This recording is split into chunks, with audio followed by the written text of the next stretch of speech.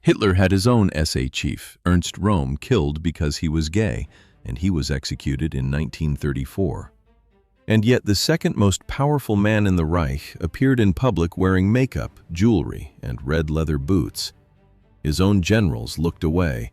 Foreign diplomats recorded the scene in astonishment. Mussolini's son-in-law described Göring's coat as something a high-class prostitute would wear to the opera. Was Hermann Göring gay? What does the evidence say? Did Hitler know? And why did the same man who had Ernst Röhm killed for being gay tolerate Göring's spectacle at his side? That is what we are going to find out now, together. Castle-bred Hermann Göring was not born into poverty. He was born into luxury. But a peculiar kind of luxury, quietly stained by secrets that, when never spoken aloud, only felt. From an early age, his childhood was surrounded by comfort, privilege, and a constant sense of exceptionalism. The son of a high-ranking German diplomat and a mother of working-class origin, Hermann grew up in castles that, in fact, did not belong to his own family. They were the properties of Hermann von Arstein, his Jewish godfather, an influential, wealthy man, constantly present in the life of the Gen family. A man who also maintained an intimate relationship with his mother, something never officially acknowledged, yet impossible to ignore. Raised among servants, works of art, and vast, ornate halls, Göring learned early how to move through this world of ostentation. He learned to take up space, to be seen, to carry himself like someone above others. He lived like an aristocrat before he truly was one. But along with that, he learned something even deeper, that appearances matter, that power must be displayed, that the world, in the end, works like a stage, and whoever dominates the scene controls where the eyes turn. When the First World War began, he enlisted as a pilot. It was in the air, amid combat and risky maneuvers, that he found what seemed to be his first genuine glory. He shot down more than 20 Selbst aircraft, amassed victories and honors, and received the Pour le Mérite, the highest military decoration of the German Empire. His rise was swift. He became commander of the fighter squadron that had previously been led by the legendary Red Baron. Hermann Göring was brave, technically skilled, admired by his peers, and celebrated as a national hero. But beneath that image of courage and success, something in him was already beginning to stand out. A subtle crack, still invisible, but one that over time would become impossible to ignore. The fall and the addiction. 1923, Munich. The coup fails. Hitler and the Nazis try to seize power by force, marching through the streets convinced that history would open the way for them, but it does not. The Bavarian police respond quickly and violently, scattering the insurgents. Gunshots ring out. Chaos sets in. In the middle of the confusion, Hermann Göring, marching beside Hitler, is hit in the thigh. The pain is immediate, searing, almost unbearable. Wounded, he manages to escape. First, he crosses the border into Austria, then continues on to Sweden, seeking refuge and treatment. There, his wife Karen tries to care for him, following every step of his recovery. But the wound does not heal as it should. The pain persists, constant, dominating his days and nights. The doctors do what they know how to do. They prescribe morphine. From that moment on, Hermann Göring would never again be the same man who had emerged from the First World War as a celebrated hero. In 1925, the collapse came. He suffered a severe nervous breakdown and ended up committed to a Swedish psychiatric institution. The medical reports were harsh, almost merciless. They described a highly emotional, hysterical, egocentric man, gripped by a constant persecution complex and marked by a fundamental lack of moral courage. The decorated pilot, a symbol of bravery and discipline, had turned into someone unstable, dependent, and frequently violent, even toward his own wife. The war hero was now physically addicted and emotionally adrift. And yet, despite the fall, he would return. Against all expectations, Hermann Göring would return to the German political scene and rise higher than he had ever imagined. The Empire of Excess. Well, with Hitler's rise to power in 1933, Hermann Göring quickly became one of the most powerful men in Europe. He piled up roles with almost absurd ease. He commanded the Luftwaffe, the German Air Force, intervened directly in the war economy, centralized decisions, gathered titles, amassed property, and came to operate as a true pillar of the new regime, living like a Roman emperor. His main residence, Karenhall, a colossal estate north of Berlin, named in honor of his late first wife Karin, became the perfect setting for a new display of power. It was not just a house, it was a carefully staged setting where every detail reinforced the image of grandeur Göring wanted to project. Diplomats, senior officers, and foreign guests arrived at Karenhall expecting to find a Reichsmarschall. Instead, they often found Göring sprawled across Ottoman divans, surrounded by rugs, fabrics, and exotic objects. Sometimes he wore Japanese kimonos. On other occasions, he appeared in Roman togas fastened with golden buckles. On his feet were fur-lined slippers. On his fingers, enormous rings that caught the light and drew attention with every gesture. He changed clothes several times a day, as if each moment demanded its own costume. A Swiss diplomat visited Karenhall and recorded his impression with astonishment. Göring was lying there with his trousers rolled up to the knee, showing red silk stockings like a cardinal's, with a sullen expression on his swollen face, his mouth shrunken and puckered like an old woman's. The scene was at once grotesque and revealing.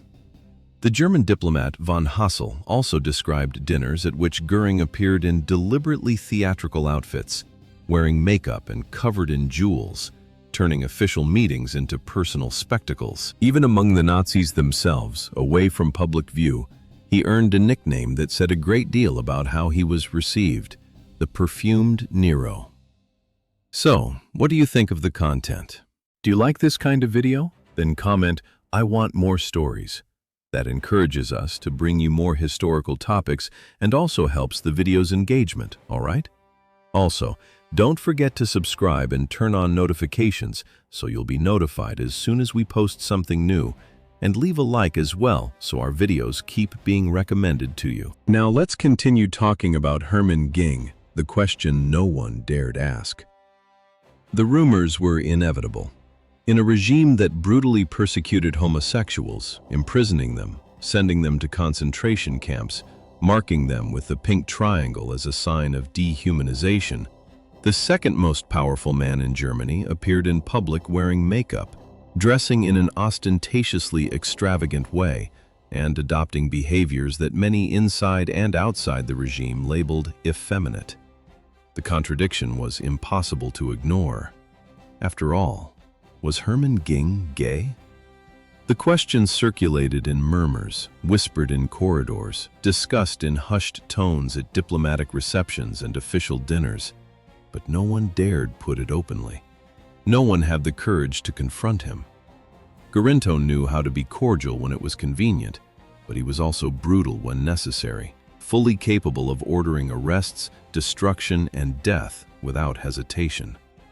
And yet he still appeared at military parades with visible touch-ups on his face, a discreet shine on his lips, rings gleaming in the sunlight, a disturbing contrast amid the aesthetic rigidity of Nazism. When Count Galeazzo Ciano, Mussolini's son-in-law and Italy's foreign minister, met Göring in 1941, he was visibly shocked. In his notes, he described the fur coat worn by the Reich Marshal as something a high-class prostitute would wear to the opera. The remark was not just about the clothing, but about the effect it created: excessive, theatrical, disconcerting. But what was really happening to Hermann Göring? There are no reports of lovers, no direct testimony, and no compromising letters to support that hypothesis. The absence of documentation in this case is significant. Göring was married twice and by all indications loved his wives, especially Karen the first, whose memory he revered obsessively even after her death, often to the dismay and frustration of his second wife, the actress Emmy Sonima. So if he was not homosexual, what explained this behavior? Some historians and psychologists began to consider a different possibility: homovestism. The term was coined by the Greek psychoanalyst George Zavitzianos and describes a condition in which an individual derives psychological or symbolic pleasure from wearing clothes associated with their own gender, but in an exaggerated, obsessive, or deliberately theatrical way. It is not transvestism, it is not cross-dressing.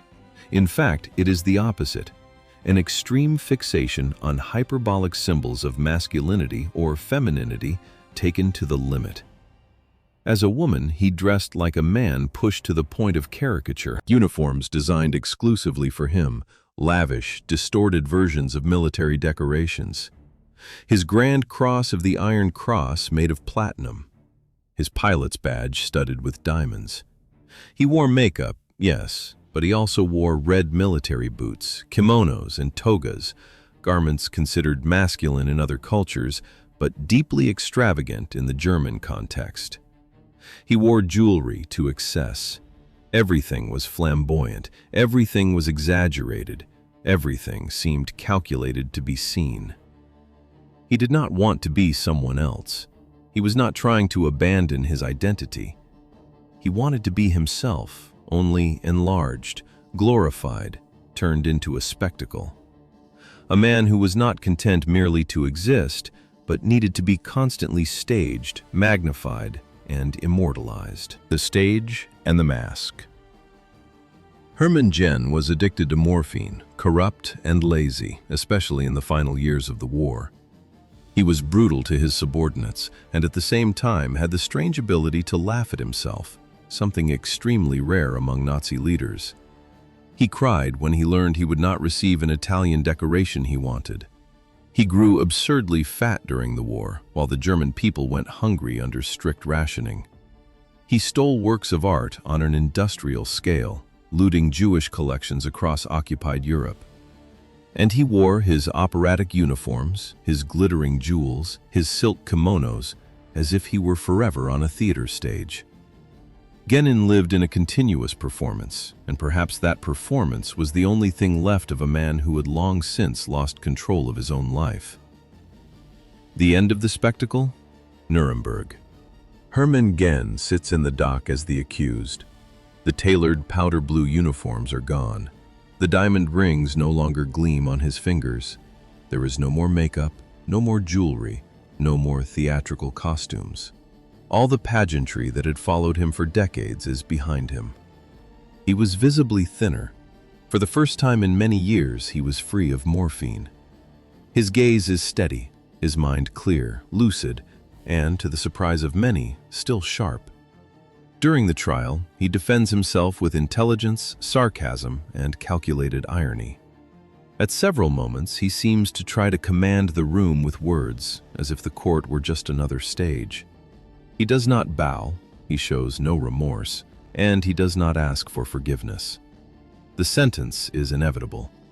Hermann Göring is condemned to death by hanging, but the end does not come as the court had ordered. On the night before the execution, alone in his cell, Göring swallows a cyanide capsule he had kept hidden. He chooses the moment and the manner of his death. One last performance, one last gesture of control. The question that remains, after all, is this: was Hermann Göring gay? The most honest answer, in light of the available evidence, is simple and direct. Probably not. Even so, reducing him to that question would mean losing sight of something far more complex, more unsettling, and more revealing. Göring was a man who eluded easy categories, more troubled and more theatrical than history usually allows in a few words. An individual deeply obsessed with his own image, addicted not only to morphine but to power, to luxury, to appearances. a man who turned his own identity into a continuous spectacle and who paid the price for that performance with his sanity, with his reputation, and, in the end, with his own life. Göring was not simply effeminate, as so many of his contemporaries suggested with contempt or mockery. He was an extreme narcissist, trapped in an unrelenting performance, unable to clearly separate where the real man ended and where the character he had created for himself began. And perhaps in the end, that distinction no longer existed. Perhaps in the final act, there was no difference at all between Hermann Göring and the mask he had spent his entire life rehearsing. Thank you for staying until the end. Don't forget to make sure you're subscribed to the channel, turn on notifications, and leave a like. Do you have any topic suggestions? The comments are open. See you in the next video. Until then, amen.